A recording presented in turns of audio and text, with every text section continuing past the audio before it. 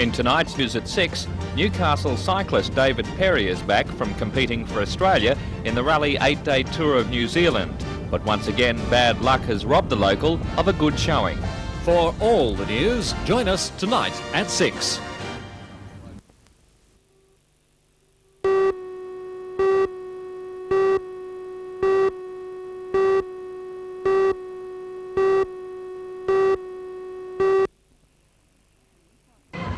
The Newcastle show has often looked similar from year to year, with fairly predictable pavilions and sideshows. But this year it will definitely be sporting a new look. The Bicentennial Authority will be playing its part in the show and has opted for some nostalgia. Well, it'll certainly affect the way the show looks. We're going to be decorating the gateways so they'll be very colourful. Then the main pavilion is going to be a bicentennial pavilion with a wonderful centrepiece exploring the whole tradition of what the show's about. Inside the Bicentennial Pavilion, a sideshow alley of old will be created, which will essentially be a museum of sideshows, circus and vaudeville. Artists are also working furiously on some new entrance gateways, which will be put over the normal gates for the show's duration. This fiberglass mould will eventually be brightly painted so as to create the feeling of a fairground as soon as people arrive. Another major innovation is the involvement of Newcastle school children. Many will be going to the show on excursions, and teachers are already working on a program so the many exhibitions can be used as an educational resource. But the children won't only be watching. They'll be involved in a centre ring display by more than 7,000 school children and a grand parade starting from the heart of Newcastle. And one of the more ambitious projects is a plan to have 1,788 children playing in a band in the centre ring. The search is already underway for the musicians, and they've already managed to secure 1,200. 1788 is the name of the piece of music, not because it's all 1788, but that's how many musicians we hope to have or thereabouts, and that should give us some sort of record in the world. The Guinness Book of Records may be looking at it, we don't know at the moment, but that's how many musicians we hope to get. Probably have to have between 12 and 20 conductors dotted right round the oval so as to coordinate, and then somebody coordinating the conductors. So there'll be conductor for the conductors and then conductors for the students, as well as community band people who have been asked to come along as well.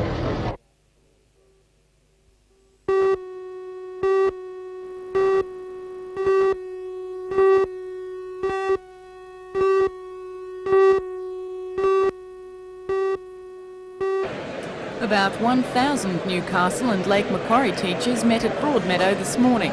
The Teachers Federation recommended they accept a 4% pay rise but reject the government's stand on the Meadowbank decision and occupational health and safety training. The state government wants to ignore the 1969 Meadowbank ruling, which currently removes Year 12 teachers' obligations to take on extra classes when final year students leave school to study for exams.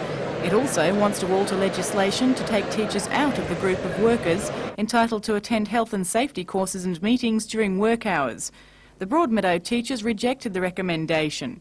However, across the state, teachers accepted the 4% pay rise but vowed to fight the possible legislation changes.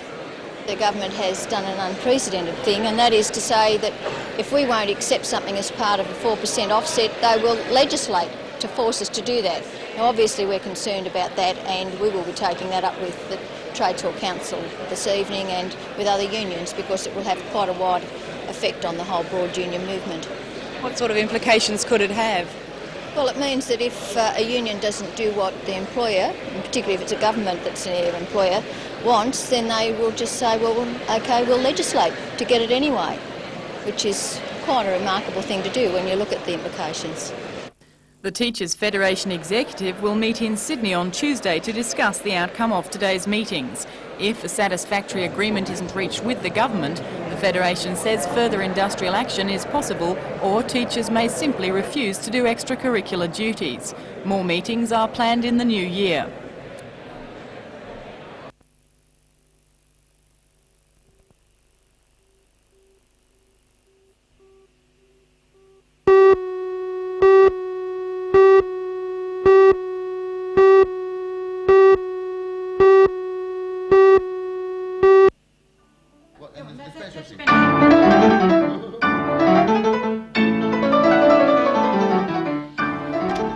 David Helfgot, a child protege at 14 and well known on the competitive performing circuit. Awarded a grant to further his study in London, David suffered a mental breakdown in his late teens. Only 5 years ago, he was rediscovered by Mike Parry, now his manager, and Gillian, now his wife and confidant. Following international tours, critics have acclaimed him a master, a brilliant pianist, but also a controversial one. I describe him as a brilliant pianist, brilliant technician, and a charismatic pianist, and I think this is the problem that academics have with him, is that they can't control him in the way that he's an obedient student of theirs. He has his own ideas how music should be played and plays it that way.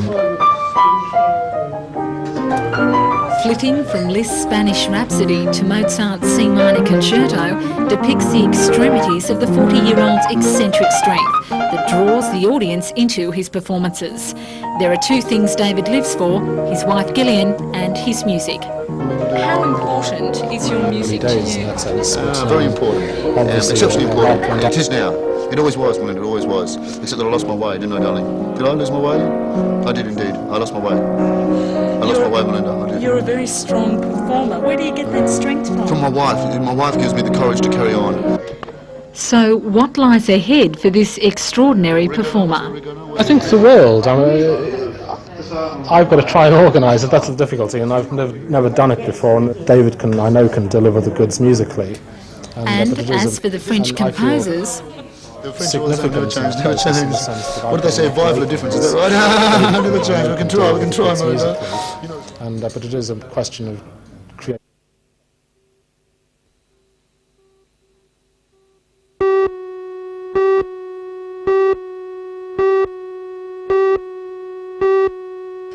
Has an appointed director who travels. 40 representatives from 18 countries arrived in Newcastle today to register for the seminar at the Newcastle CAE until next Friday. It's the third such seminar held in the Eastern Hemisphere and a first for Australia. Newcastle has been chosen to host the event because of its involvement with the Hunter Caravan project. The Van Leer Foundation granted $310,000 to the Newcastle CAE last year to undertake the 3-year project for hunter families with young children. The project aims to identify ways to improve the lifestyle of children in caravan parks. Foundation Executive Director Dr. Ray Willing is in Newcastle for the seminar and says children in high-rise apartments, isolated areas and caravan parks are disadvantaged with their education. Because the parents step to keep the child in the house, because the play area for a child, the contact with other children, is so far away that they usually feel that it's dangerous to lose the child out of their sight. So what sort of things can be done to help those children? To bring about some sort of a community spirit, to help the parents to understand the problems of their children, and do a lot of work with the children in the home, rather than keep a form of custody in terms of their children, but be actively involved and interact with their children. The Bernard Van Leer Foundation spends more than $22 million a year on disadvantaged children all over the world and has already spent $7 million in Australia.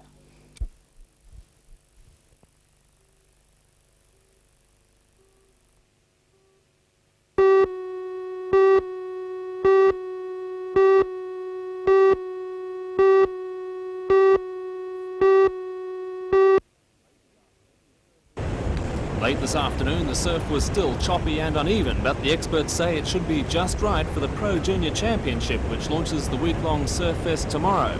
For organisers, all the action was on the beach today as tents, fences and portable sheds were set up to cater for an expected turnout of 500 contestants and an average 10 times that number of spectators each day.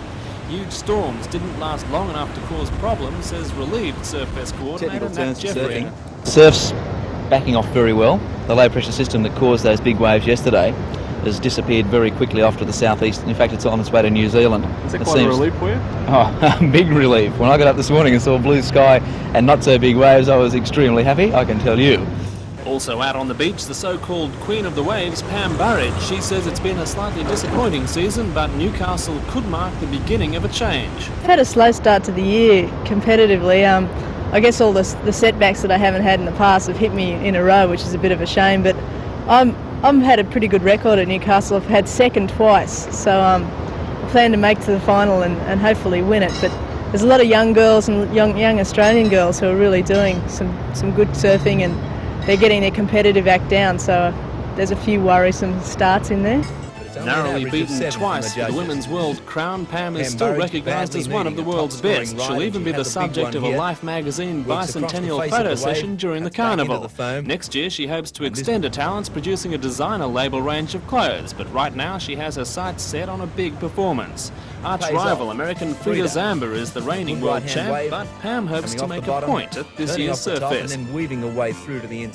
I think I'm ready to meet Wendy Botha head on and give her a surf for her life. Thanks very much. That's great.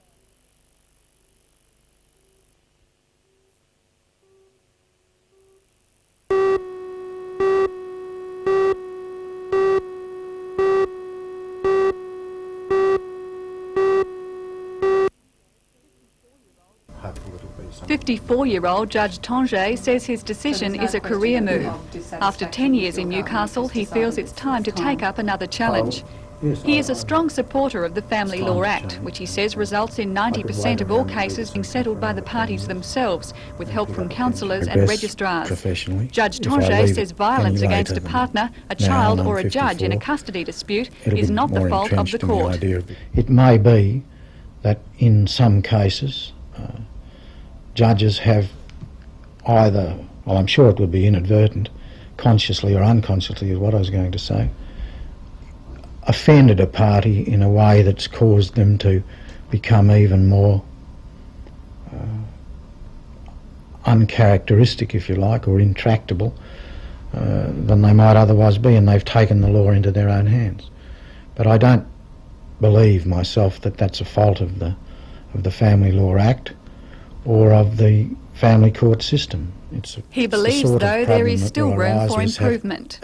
All of the areas, that is custody, property, injunction, need to be reworked and kept in line with modern theories and the modern way of thinking. I think we've done that. I think we're continuing to do it.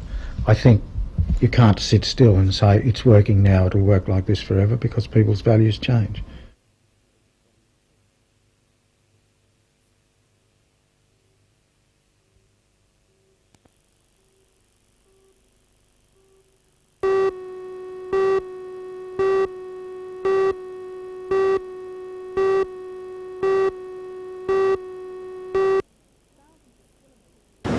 Thousands of kilometres is a long way to travel to catch a wave, but for Akira Iwasa, Yoshi Kumaga and Hiroye Oita, the trip has been worthwhile. The three wave ski experts are in Newcastle after blitzing the Japanese wave ski titles. They hope to pick up a few pointers and practice in different surf conditions while in Australia. At Newcastle Beach today, wave height ranged from 1.5 to 1.8 metres. The trio, who don't speak much English, were in their element. Japan's top wave skier and the two top juniors will fly home after Christmas.